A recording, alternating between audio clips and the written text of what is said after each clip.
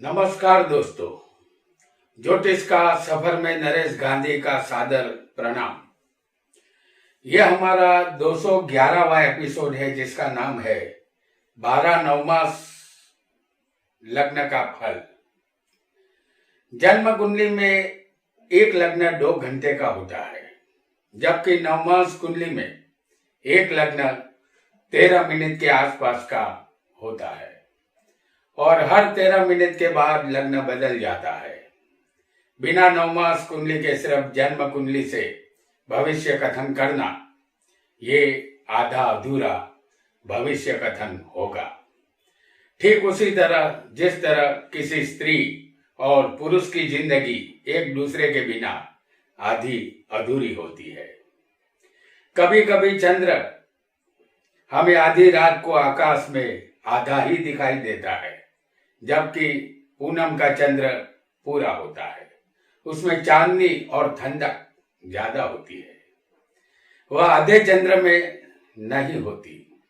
आधा चंद्र अधूरापन प्रदर्शित करता है और आधी रात को अंधेरे में कोई चोर चोरी करने के लिए निकलता है तो कभी कभी उसे आधी चोरी करके आधी रात को भागना भी पड़ सकता है।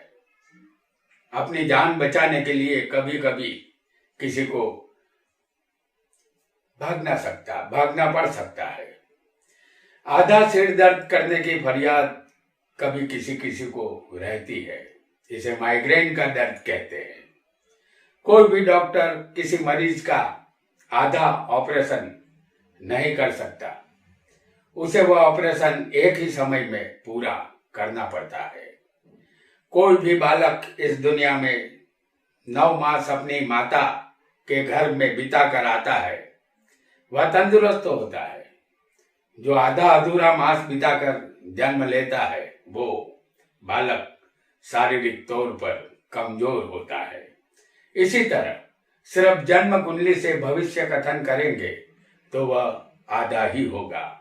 अगर हम 9 मास कुंडली भी देखेंगे तभी हम पूर्ण रूप से भविष्य कथन कर पाएंगे। तो आइए जानते हैं 12 नवमास लग्न का फल। यहां हम जो भी फल बताएंगे उसे आपको अपनी 9 मास कुंडली पर लागू करने होंगे। यहां हमने एक कुंडली रखी है, एक जातक की ये कुंडली है जिसका कुंभ लग्न है और इस कुंडली के मुताबिक उसका जो 9 मास लग्न आएगा वो मीन लग्न होगा। लेकिन यहाँ हम आपको 12 लग्न बताएंगे जो 9 मास लग्न होगा और 9 मास कुंडली पर ही ये लागू होगा। तो सबसे पहले मेष लगन, यानी कि मेष लगन 9 मास कुंडली में होगा अगर किसी को, तो कुंडली में मेष 9 मास लग्न इसे कहा जाएगा।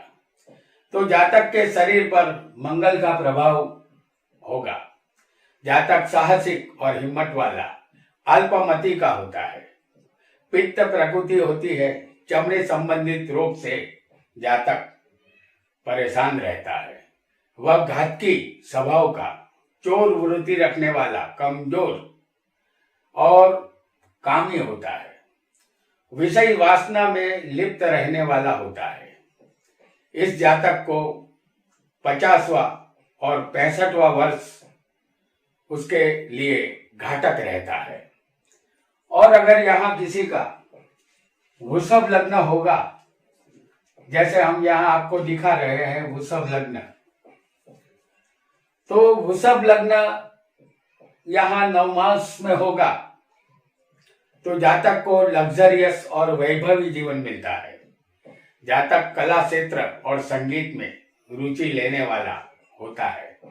वह बलवान, तंदुरुस्त और बुद्धिमान होता है। उसकी आंखें चंचल होती है। संतान में पुत्र से ज्यादा पुत्रियां होती है। इस जातक को 32वां वर्ष और 72वां वर्ष घातक साबित होता है। और अगर यहाँ किसी का मिथुन नवमास उदित हो रहा हो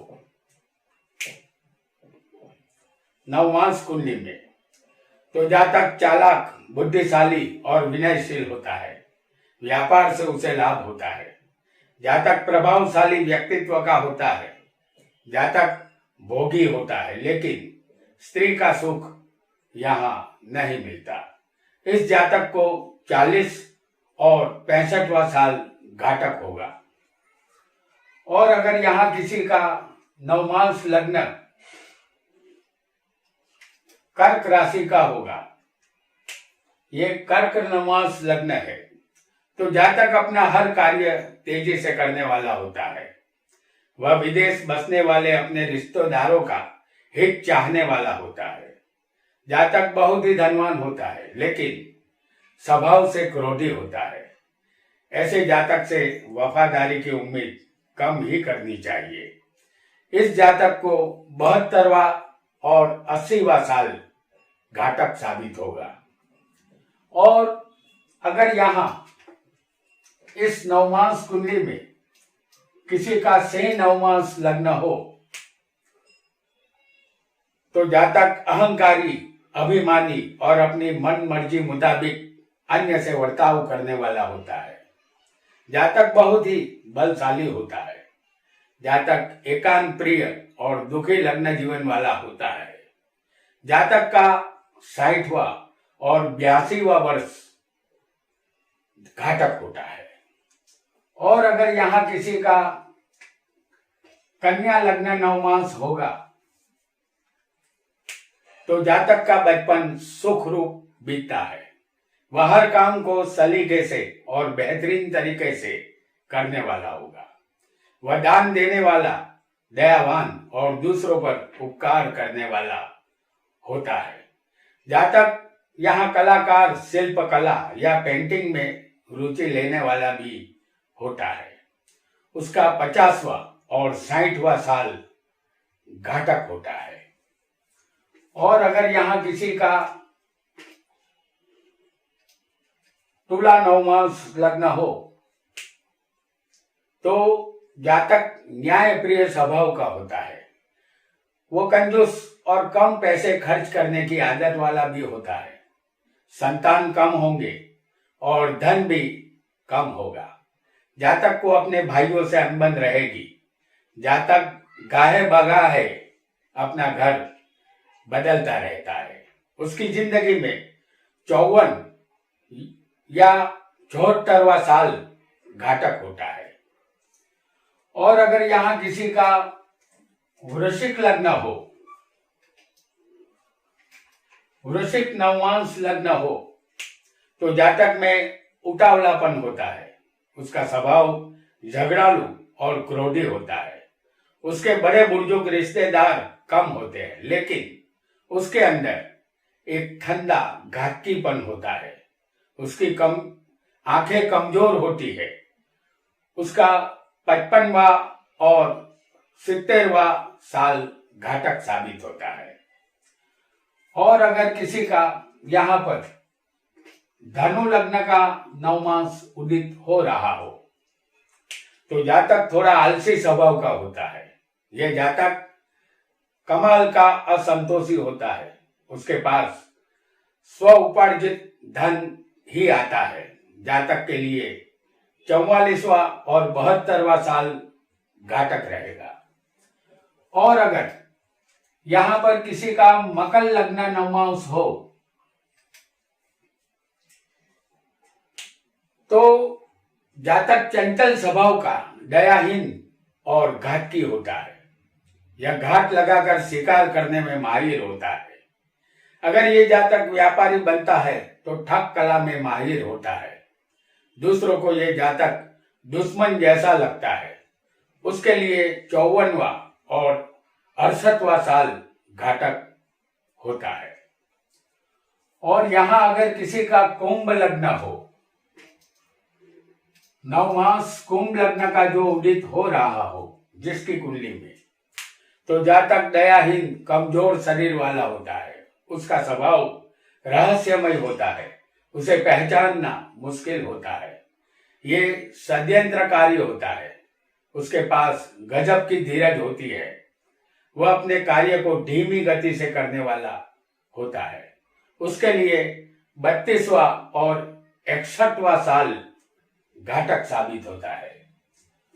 और अगर किसी का मीन लग्न यहाँ 9 मास में उदित हो रहा हो, जो कि ये आखिरी लग्न है, अगर किसी की कुंडली में मीन लग्न उदित होगा तो जातक पराई स्त्रियों के पीछे लत्तू होता है। वह धनवान होता है, विद्वान भी होता है। जातक पानी से संबंधित धंधा यहाँ करता है। कभी कभी ऐसे जातक को किराए के घर में रहने का योग भी बनता है। उसे 52वां साल और 66वां साल घातक होता है। तो दोस्तों, ये था 9 मास कुंडली में 9 मास लग्नेश का फल। और साथ ही हमने जाना जातक के लिए कौन सा साल घातक रहेगा, किस साल में उसे सावधान रहना चाहिए। आज इतना ही। आपका बहुत बहुत धन्यवाद।